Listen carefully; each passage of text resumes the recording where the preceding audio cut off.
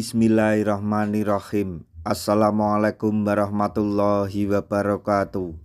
Masih bersama karduk.com.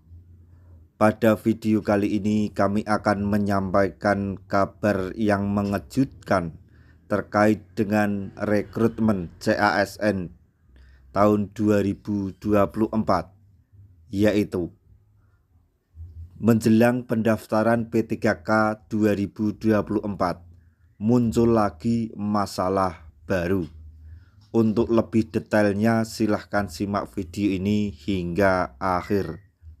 Tapi sebelum kami lanjutkan, bagi rekan-rekan yang baru menemukan channel ini, tekan like dan subscribe-nya, dan juga tekan lonceng notifikasinya supaya nanti bisa mengetahui informasi terbaru terkait dengan rekrutmen CASN dan pengangkatan tenaga honorer menjadi ASN tahun 2024. Sekarang mari kita simak dan cermati penjelasan yang ada di video ini supaya nanti tidak gagal paham. Jutaan tenaga honorer masih menunggu jadwal pendaftaran P3K 2024. Termasuk regulasi teknis pelaksanaan seleksi pengangkatan mereka menjadi ASN jenis baru tersebut.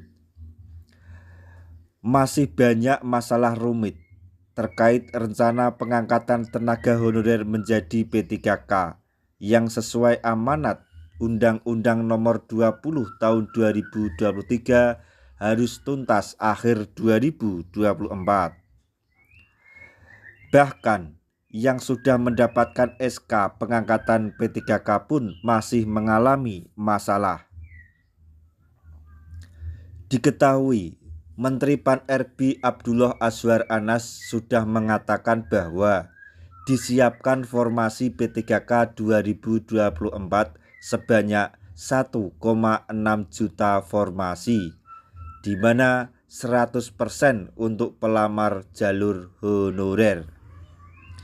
Sayangnya, seperti pada seleksi P3K 2000 sebelumnya, maksudnya seleksi P3K tahun-tahun sebelumnya, masalah minimnya usulan formasi dari instansi, terutama Pemda, masih terulang lagi pada seleksi P3K 2024. Sejumlah Pemda sudah terang-terangan mengatakan bahwa usulan jumlah formasi CPNS 2024 dan P3K 2024 disesuaikan dengan porsi belanja pegawai di APBD. Dengan demikian, gemuknya formasi P3K 2024 disiapkan pusat, terbentur dengan tergantung kemampuan keuangan daerah. Wakil Ketua Komisi 10 DPR RI, Dede Yusuf, mengakui formasi P3K 2024 memang gemuk dan menjadi peluang baru guru honorer dan tendik jadi ASN tahun ini.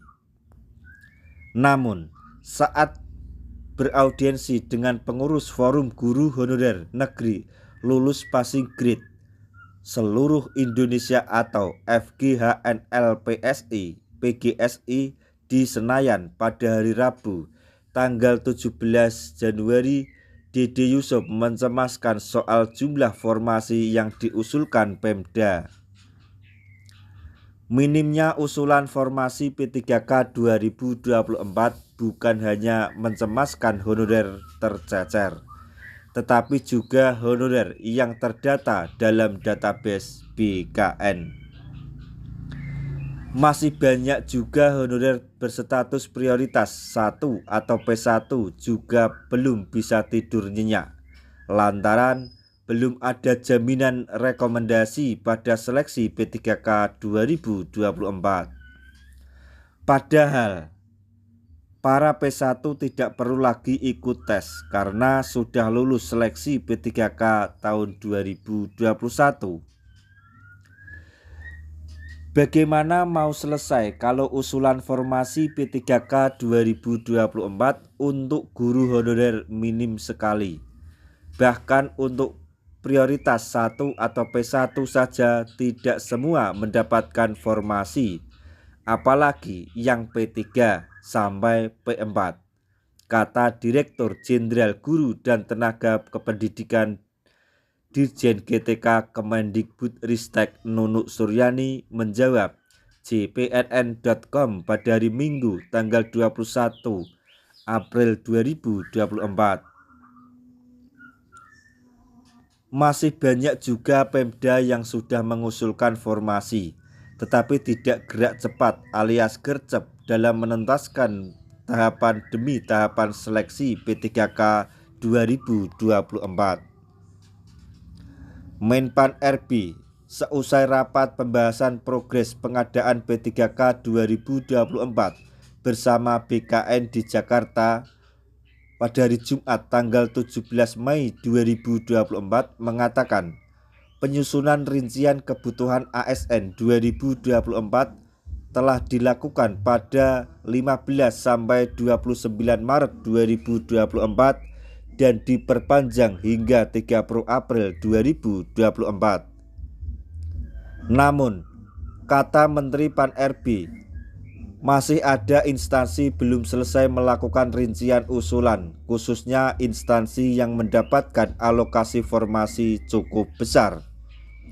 Padahal, pendaftaran P3K 2024 baru bisa dilakukan setelah tahapan tersebut kelar.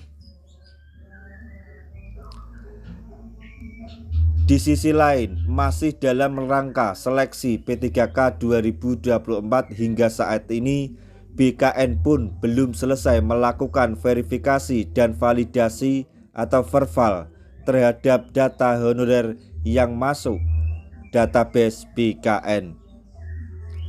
Masalah lain, peraturan pemerintah atau PP manajemen ASN juga belum diterbitkan, yang mestinya harus sudah terbit paling lama 6 bulan terhitung sejak 31 Oktober 2023 sesuai amanat Undang-Undang Nomor 20 Tahun 2023 tentang ASN. Bagaimanapun aturan teknis setingkat peraturan Menteri Pan-RB mengenai seleksi P3K 2023 harus mengacu pada PP manajemen ASN yang di salah satu substansinya mengatur mengenai penataan pegawai non-ASN. Begitupun terkait wacana pengangkatan sebagai honorer yang menjadi P3K paruh waktu atau P3K part-time, sehingga hingga saat ini juga belum ada kejelasan. Masalah baru P3K. Nah, honorer yang sudah diangkat menjadi P3KK pun menghadapi masalah serius. Masalah baru itu dialami para guru prioritas 1 atau P1 di sejumlah daerah seperti Sumatera Barat, Kabupaten Garut, dan wilayah lainnya. Ketua Forum Guru Honorer Negeri Lulus Passing Grade Seluruh Indonesia atau FGHNLPSI SPI Heti Kustrianingsih mengaku menerima banyak keluhan dari guru P1 yang sudah mendapatkan SK P3K. Keluhan mereka mengenai mata pelajaran atau mapel yang diampu tidak sesuai dengan yang tertuang di SK pengangkatan sebagai P3K. Kondisi tersebut membuat mereka cemas lantaran khawatir akan menjadi temuan evaluasi kinerja tahunan yang berdampak pada kontrak kerja. Para guru P3K kini khawatir dengan kelanjutan kontrak kerjanya nanti, kata Heti kepada jpnn.com. Heti menyebut contoh kasus di Sumatera Barat. Di sana ada guru P3K yang mengajar di sekolah A. Namun di sekolah A tersebut ada 2 guru P3K mapelnya sama, sehingga yang satu terpaksa mengajar mata pelajaran lain. Hetty mengatakan saat ini guru P3K yang mengajar mapel yang berbeda dengan yang tercantum di SK pengangkatan masih bertugas. Namun, jika kontrak kerjanya selesai, ini menjadi masalah serius, sebab guru P3K tersebut sama halnya tidak mendapatkan penempatan karena ada ASN juga di situ. Hetty mengungkapkan cukup banyak guru yang diangkat menjadi ASN P3K penempatannya tidak sesuai SK, bahkan tidak sedikit menggeser honorer induk. Jadi, guru honorer tindak induk tergeser. Sebaliknya bila ada guru ASN, maka teman-teman P1 yang diangkat P3K terpaksa menggeser atau mengajar mapel lain, kata Hetty. Sesuai petunjuk Kementerian Pendidikan Kebudayaan Riset dan Teknologi atau Kemendikbudristek, guru P3K yang mengajar mapel tidak sesuai SK pengangkatan disarankan berkoordinasi dengan Dinas Pendidikan setempat. Mereka bisa mengajukan permintaan pindah dan minta dicarikan sekolah yang masih membutuhkan mapel. Nantinya surat perintah menjalankan tugas atau SPMT yang diubah sedangkan SK pengangkatan tetap. Jadi, dapodik yang dilihat SPMT. Kalau mengubah SK harus usulan kepala daerah dan Badan Kepegawaian Negara atau BKN, sehingga lebih sulit, kata Hetty. Hetty kembali menghimbau kepada guru P3K yang mengajar tidak sesuai SK bisa bertanya ke Dinas Pendidikan masing-masing daerah untuk dicarikan solusi.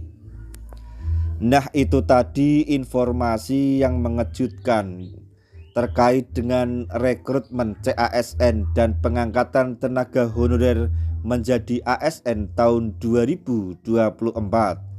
Semoga informasi ini dapat bermanfaat bagi rekan-rekan tenaga honorer semuanya. Di akhir video kami mengucapkan banyak terima kasih. Wassalamualaikum warahmatullahi wabarakatuh.